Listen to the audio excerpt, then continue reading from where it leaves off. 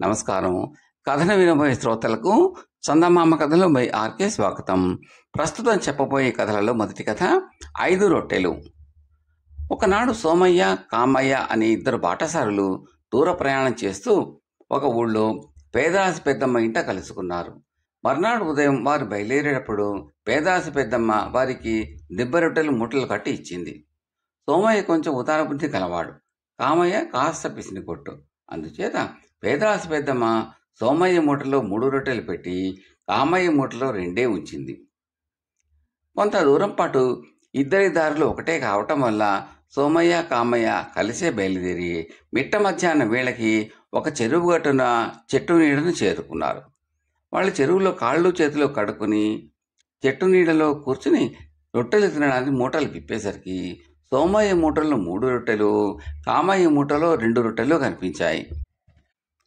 చూసారా పేదరాశి పెద్దమ్మ పక్షపాతం? నా మూటలో 2 రొట్టెలు పెట్టింది, మీ మూటలో 3 రొట్టెలు పెట్టింది అన్నాడు కామయ్య. సోమయ్య నవ్వి, 2 రొట్టెలు మాత్రం తినగలమా? కానివ్వండి, అంతలా తినగలిగితే 5 రొట్టెలు ఇద్దరము సమంగా పంచుకుని తిందాం, నాకేమీ అభ్యంతరం లేదు అన్నాడు. వాళ్ళు భోజనానికి కూర్చోబోయే సమయానికి ఆ చెట్టు నీడకు రామయ్య అనే 3వ బాటసారి వచ్చాడు. అయ్యలారా, ఆకలి దహించుకుపోతోంది, మీ ఆహారంలో కొంత నాకు ఇస్తే మీ రుణం ఉంచుకోను అన్నాడు రామయ్య. మీరు కూడా మాతో పాటు భోజనం చేదురు గాని మా రొట్టెలు 3కి సరిపోకపోవు అన్నాడు సోమయ్య. అడగడమే తడవుగా రామయ్య కూడా వారితో పాటు కూర్చున్నాడు. ఉన్న రొట్టెలను 3 పంచుకుని తృప్తిగా తిని మంచినీరు తాగారు. రామయ్య మిగిలిన ఇద్దరికి తన కృతజ్ఞత చెప్పుకుని సోమయ్య చేతిలో డబ్బులు పెట్టబోయాడు. సోమయ్య ఎంత వద్దంటున్నా వినకుండా 5 అణాలు అతడి చేతిలో పెట్టి తన దారిని వెళ్ళిపోయాడు రామయ్య. ఇది చాలా పాతకాలం నాటి చందమామ కథ. ఇంతకుముందు డబ్బులు చాలా తక్కువగా చలామణిలో ఉండేవండి. అందువల్ల 1 పైసా అంటే 1 పైసా, 2 పైసలు అంటే 2 పైసలు, 3 పైసలనే అర్ధనా అనేవారు, 6 పైసలనే అణా అనేవారు, 12 పైసలనే బేడా అనేవారు, 25 పైసలని పావలా అనేవారు, 50 పైసలని ₹1 అనేవారు, 100 పైసలు అంటే ₹1 కింద లెక్క. ఈ లెక్కలో అప్పట్లో నగదు చలామణి అయ్యేదండి. ఇక కథలోకి వెళ్దామా? సోమయ్య ఆ 5 అణాలలో 2 అణాలు తీసి కామయ్యకు ఇస్తూ, మీ వంతు మీరు పుచ్చుకోండి, నావి 3 రొట్టెలు, మీవి 2 రొట్టెలు, ఇందులో 2 అణాలు మీకు చెందడం న్యాయం అన్నాడు. ఇది చాలా అన్యాయం. రామయ్యకు మనం రొట్టెలు అమ్మలేదు, ఆయనే కృతజ్ఞతాపూర్వకంగా మన ఇద్దరికి అని ఇచ్చాడు. అందులో సగం మీది, సగం నాది, నాకు మరో అర్ధనా వస్తుంది, దయచేసి ఇవ్వండి అన్నాడు కామయ్య. సోమయ్యకు అర్ధనా గురించి కాపీనం లేకపోయినప్పటికీ కామయ్య పిసినిగొట్టుతనం చూసి ఒళ్ళు మండుకొచ్చింది. పదండి, మనం గ్రామానికి వెళ్ళి న్యాయాధికారిని అడిగి న్యాయం తేల్చుకుందాం, మీరు చెప్పేది నాకేమీ న్యాయంగా కనబడటం లేదు అన్నాడు సోమయ్య. ఇద్దరు కొంత దూరం నడిచి ఒక గ్రామం చేరుకుని ఆ ఊరి న్యాయాధికారి వద్దకు వెళ్ళి జరిగిందంతా చెప్పారు. న్యాయాధికారి ఇద్దరి మాటలు విని కామయ్య కేసు తిరిగి, న్యాయం చెప్పాలంటే రామయ్య ఇచ్చిన 5 అణాలలో సోమయ్య వంతు 4 అణాలు, నీ వంతు 1 అణా, కనుక నీవు సోమయ్యకు 1 అణా ఇచ్చివేయి అన్నాడు. ఈ తీర్పు విని కామయ్య నిర్ఘాంతపోయాడు. న్యాయాధికారి మరొక అర్ధనా ఇప్పిస్తాడనుకుంటే తననే 1 అణా సోమయ్యకి ఇమ్మంటున్నాడు. అయ్యా, ఇది ఏం న్యాయం? మామ రొట్టెల సంఖ్యను బట్టి చూసినా నాకు 2 అణాలు రావాలి కదా, నన్ను అణా మాత్రమే తీసుకోమంటారేమిటి అన్నాడు లోభి అయిన కామయ్య. అవును, నేను చెప్పినదే న్యాయం, అది ఎలా న్యాయమో చెబుతాను విను. 5 రొట్టెలు 3 ఎలా పంచుకున్నారు అని అడిగాడు న్యాయాధికారి. చిత్తం, ఒక్కొక్క రొట్టెను 3 భాగాలు చేశాం, 15 భాగాలను 3 3/5లుగా తిన్నాం అన్నాడు కామయ్య. నీ రొట్టెలు భాగించగా ఎన్ని ముక్కలయ్యాయి అని అడిగాడు న్యాయాధికారి. చిత్తం, 6 అన్నాడు కామయ్య. అందులో 5 నీవే తిన్నావు, 1 మాత్రం రామయ్యకి ఇచ్చావు. సోమయ్య తెచ్చిన 3 రొట్టెలు 9 రొట్టెలయ్యాయి. అందులో 5 మాత్రం తాను తిని మిగిలిన 4 రామయ్యకి ఇచ్చాడు. రామయ్య తాను తిన్న 5 రొట్టెల ముక్కలకు 5 అణాలు ఇచ్చాడు. అతడు తిన్న 5 ముక్కలలో 1 ముక్క మాత్రం నీది, మిగిలిన 4 ముక్కలు సోమయ్యవి. కాబట్టి రామయ్య ఇచ్చిన 5 అణాలలో 4 సోమయ్యకు చెందుతాయి, 1 మాత్రమే నీకు చెందుతుంది అని న్యాయాధికారి వివరించాడు. సోమయ్య తనకిచ్చిన 2 అణాలలో 1 తిరిగి ఇచ్చేసి కామయ్య తన పేరాశను నిందించుకుంటూ తన దారిని తాను వెళ్ళాడు. న్యాయాధికారి కుశాగ్ర బుద్ధిని మెచ్చుకున్నాడు సోమయ్య కూడా తన ఇంటికి వెళ్ళిపోయాడు. కథ సమాప్తం. రెండవ కథ వైద్యుడు వైద్య పండితుడు. శ్రీముఖుడు అనే యువకుడికి గొప్ప వైద్యుడు కావాలని కోరిక. దండకారణ్యంలో ఉన్న దివ్యాత్ముడు అనే మహామునికి వైద్యశాస్త్రంలో తెలియని రహస్యాలు లేవని విని వాడు కష్టపడి ఆయన వద్దకు వెళ్ళాడు. దివ్యాత్ముడు శ్రీముఖుడి శ్రద్ధాశక్తులకు ఎంతో సంతోషించి 4 సంవత్సరాల పాటు వాడికి శరీర శాస్త్రం గురించి, వనమూలికల గురించి, అవి పనిచేసే విధానం గురించి ఎన్నో రహస్యాలు విపులీకరించి చెప్పి చికిత్సా విధానాలు బోధించాడు. ఒకరోజు దివ్యాత్ముడు శ్రీముఖుడికి, నాయన, చదువు పట్ల నీ శ్రద్ధాశక్తులకు ఎంతో సంతోషించాను. సాధారణంగా 10 సంవత్సరాలు పట్టే విజ్ఞానాన్ని నువ్వు 4 సంవత్సరాల్లోనే నేర్చుకున్నావు. ఇక నీ విద్యాభ్యాసం పూర్తయింది. అయితే వైద్యం ప్రారంభించే ముందు నువ్వు సమర్థుడు అనిపించుకున్న ఎవరైనా వైద్యుడికి కొంతకాలం శుశ్రూష చేయడం చాలా అవసరం అని చెప్పాడు. శ్రీముఖుడు గురువుకు పాదాభివందనం చేసి చిత్రపురం అనే నగరం చేరుకున్నాడు. అక్కడ పేరు పొందిన వైద్యులు 4 ఉన్నారు. ఆ 4లోనూ సదానందుడు సర్వసమర్థుడుగా పేరు పొందాడు. శ్రీముఖుడు సదానందుడిని కలుసుకుని మాట్లాడాలంటే ఆయన నిరంతరం తన వద్దకు వచ్చిపోయే రోగులతో క్షణం తీరిక లేకుండా ఉన్నాడు. అందువల్ల శ్రీముఖుడు మిగతా 3 వైద్యులను కలుసుకున్నాడు. కానీ వారిలో ఏ ఒక్కరికి కూడా వైద్య విద్యలో పాండిత్యం లేదని శ్రీముఖుడికి అర్థమైంది. శ్రీముఖుడు ఆ 3 వైద్యులను విడివిడిగా, అయ్యా, వైద్యం చేసేవాడికి శరీర శాస్త్రం గురించి, రోగ లక్షణాల గురించి, మూలికల గుణాల గురించి క్షుణ్ణంగా తెలియాలి. నా గురువు సమర్థుడైన వైద్యుడికి కొంతకాలం శుశ్రూష చేసి అప్పుడు నన్ను వైద్యం ప్రారంభించమని చెప్పాడు. నువ్వు పాండిత్యంలో నన్ను మించిన వాడివి కాదు, కాబట్టి నన్ను సదానందుడికి పరిచయం చేయని కోరుతున్నాను అని చెప్పాడు. దీనికి బదులుగా ప్రతి వైద్యుడు కూడా ఆ సదానందుడికి అదృష్టం బాగుండి పేరు వచ్చింది తప్పితే వాడికి నా మాత్రం పాండిత్యం కూడా లేదు. వాడు ఇచ్చే మందులన్నీ వాళ్లను వీళ్లను అడిగి తెలుసుకున్నవే. మొదట్లో వాడి మోసం తెలియక నేను కూడా వాడి సాయపడ్డాను. నా సాయంతో వాడిప్పుడు నన్ను మించిన పేరు తెచ్చుకున్నాడు.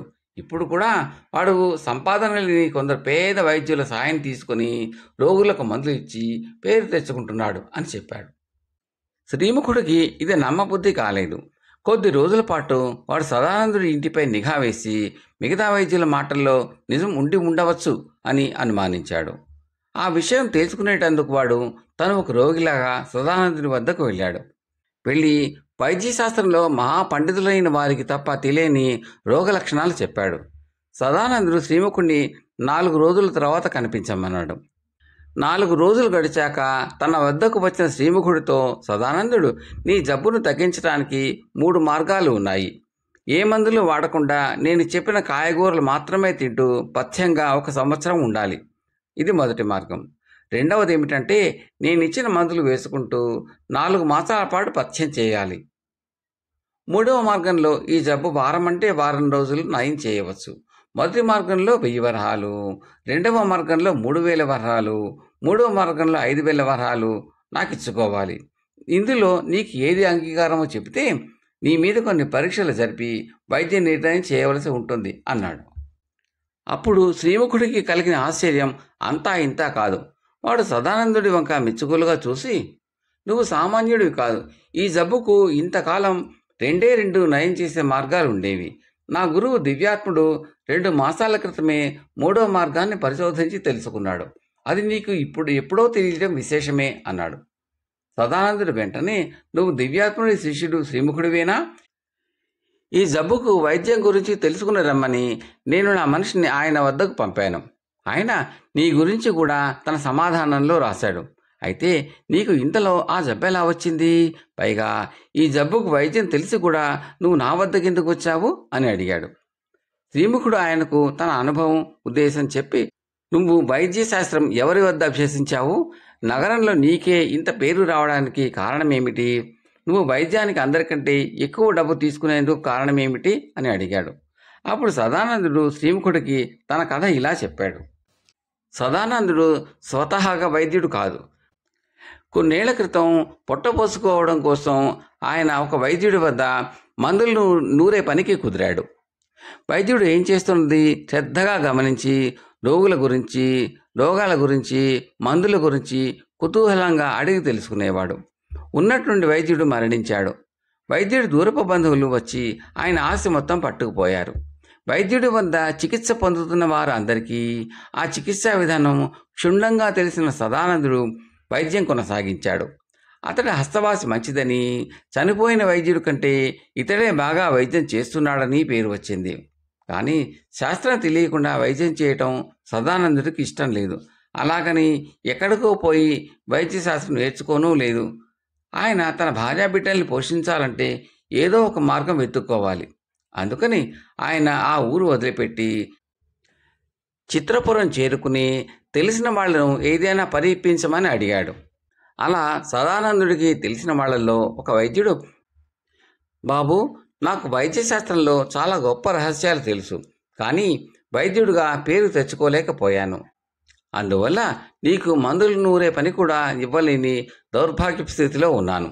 నీ హస్తవాసి మంచిది, నేను నీకొక సలహా ఇస్తాను. ఇప్పటికే మంచి వైద్యుడిగా నీకు నీ ఊళ్ళో పేరుంది. ఇక్కడ చిత్రపురానికి ఒక మహావైద్యుడు వచ్చాడని ప్రచారం చేస్తాను. నీ వద్దకు వచ్చే రోగుల జబ్బుకు వైద్యం చెప్పి నేను నీకు సాయపడతాను. నీకు వచ్చే ఆదాయంలో నాకు కొంత వాటా ఇవ్వు అన్నాడు. సదానందుడు దీనికి అంగీకరించి, నా అజ్ఞానం కారణంగా ఏ రోగికైనా అన్యాయం జరిగితే నేను వైద్యం మానేస్తాను అన్నాడు. ఆనాటి నుంచి సదానందుడు తనకు తెలియని విశేషాలను ఇతర వైద్యుల నుంచి డబ్బిచ్చి తెలుసుకుంటూ పెద్ద పేరు తెచ్చుకున్నాడు. తన కథ అంతా చెప్పి సదానందుడు శ్రీముఖుడితో, గురువు దగ్గర కంటే వైద్యుల దగ్గర నుంచి నేర్చుకోవడానికి ఖర్చు ఎక్కువ, అందుకే నా వైద్యం ఖరీదైనది. ఇప్పుడు నా శాస్త్ర పరిజ్ఞానం మీద నాకు గురి కూడా కుదిరింది అన్నాడు. శ్రీముఖుడు సదానందుడి వద్ద శుశ్రూష చేస్తానన్నాడు. దీనికి సదానందుడు నొచ్చుకుని, నువ్వు దివ్యాత్ముడి శిష్యుడివి, 1 సంవత్సరం పాటు నాతోనే ఉంటూ సలహాలివ్వు, వైద్యుడిగా నాకు పరిపూర్ణత లభిస్తుంది అన్నాడు. ఇందుకు శ్రీముఖుడు అంగీకరించాడు. ఆ రోజు నుంచి వాడు సదానందుడిని శ్రద్ధగా గమనిస్తూ వచ్చాడు. రోగులతో సదానందుడు మాట్లాడే పద్ధతి వాడికి ఎంతో నచ్చింది. ఒక రోజున వాడి వద్దకు ఒక వ్యక్తి వచ్చి, అయ్యా, తమరిచ్చిన మందు చాలా బాగా పనిచేస్తున్నది. రోజు భోజనం చేసిన వెంటనే పూటకొకసారి నేను మందు వేసుకుంటున్నాను అన్నాడు. ఇది విని శ్రీముఖుడు కంగారుగా, ఈ మందు పనిచేయాలంటే భోజనానికి అరగంట ముందు కానీ అరగంట వెనక కానీ వేసుకోవాలి. నువ్వు చాలా పొరపాటు పని చేశావు అని ఇంకా ఏదో అనబోతూ ఉండగా సదానందుడు కలియజేసుకుని రోగితో, ఇతడు వైద్యానికి కొత్తలే, నువ్వు నిశ్చింతగా మరొక 2 రోజులు మందు వేసుకుని మళ్ళీ నాకు కనిపించు అన్నాడు. రోగి వెళ్ళిపోయాక శ్రీముఖుడు ముఖం చిన్నపుచ్చుకుని సదానందుడితో ఏదో అనబోతుండగా వినిపించుకోకుండా తన పక్క గదిలోకి వెళ్ళిపోయాడు సదానందుడు. 2 రోజుల తర్వాత రోగి మళ్ళీ వచ్చాడు. అప్పుడు సదానందుడు అతడితో, నీకిప్పుడు మందు మారుస్తున్నాను. ఈ మందును రోజు భోజనానికి అరగంట ముందు కానీ అరగంట వెనక కానీ పుచ్చుకోవాలి అన్నాడు. రోగి వెళ్ళిపోయాక శ్రీముఖుడు, నువ్వు మందు మార్చలేదు, నీ తప్పును దిద్దుకున్నావు. 2 రోజుల క్రితం నీ తప్పు గురించి చెబితే ఒప్పుకునేటందుకు నీకు అహంకారం అడ్డొచ్చింది. వైద్యుడికి అహంకారం పనికిరాదు. రోగి బాగోగుల కంటే అహంకారమే ముఖ్యం అనుకోవడం తప్పు కదా అన్నాడు. అందుకు సదానందుడు ఏమాత్రం చెల్లించకుండా, నా రోగి నన్ను నమ్మాడు, నేను మందిచ్చి ముఖ్యమైన విషయం చెప్పడం మరిచాను. అందువల్ల రోగికి అన్యాయం జరిగితే నేను నా తప్పు ఒప్పుకుని రోగికి అసలు విషయం చెప్పాలి. కానీ ఏ కారణం వల్లనో ఆ మందు రోగికి అలా కూడా పనిచేసింది. అలాంటప్పుడు నా వల్ల పొరపాటు జరిగిందని తెలిస్తే రోగికి నా మీద ఉన్న నమ్మకం పోయి మళ్ళీ రోగం తిరగబెట్టవచ్చు. అందువల్ల మరొక 2 రోజులు మందును అలాగే కొనసాగనిచ్చి అప్పుడు మార్చాను. వైద్య వృత్తిలో వైద్యుడికి రోగి నమ్మకం వైద్యం కంటే కూడా ముఖ్యమైనది. ఇలాంటి పరిస్థితుల్లోనూ నేను రోగికి నాపై నమ్మకం పోనివ్వను. మందు పనిచేయనప్పుడు తప్పు ఒప్పుకోవాలి, కానీ పని చేసినప్పుడు తప్పు ఒప్పుకోకూడదు. అర్థమైందా అన్నాడు. శ్రీముఖుడు సదానందుడికి 2 చేతులు జోడించి నమస్కరించి, వైద్యుడికి వైద్య పండితుడికి తేడా ఇప్పటికి నాకు తెలిసి వచ్చింది. వైద్యుడుగా పేరు తెచ్చుకునేటందుకు కాక రోగికి నయం చేయాలని వైద్యం చేసే నీవే నాకు ఆదర్శం అంటూ ఆయన వద్ద సెలవు తీసుకుని మరొక నగరానికి వెళ్ళి వైద్యుడిగా గొప్ప కీర్తి సంపాదించాడు. కథ సమాప్తం. ముచ్చటగా 3వ కథ, తెలివి పరీక్ష. శ్రీలంగేరి రాజు విజయసేనుడికి తన పరివారంలో అందరికన్నా తెలివైనవాడు ఎవరో తెలుసుకోవాలన్న బుద్ధి పుట్టింది. ఆయన వాళ్ళని పిలిపించి, మీరు నాతో పాటు అగ్నిగుండంలో దూకమంటే దూకుతారా, లేక సముద్రంలో దూకమంటే దుముకుతారా అని అడిగాడు. ఇది విని అందరూ తెల్లబోయి చూస్తూ ఉండగా శివయ్య అనేవాడు రాజుతో, ప్రభు, మీతో పాటు అగ్నిగుండంలో దుమకడానికి సిద్ధంగా ఉన్నాను, కానీ మీతో పాటు సముద్రంలో దుమకడానికి మాత్రం 15 రోజుల వ్యవధి కావాలి అన్నాడు. ఈ జవాబుకు రాజు ఆశ్చర్యపోయి, నిజం చెప్పు, నీకు ప్రాణం మీద ఆశ లేదా?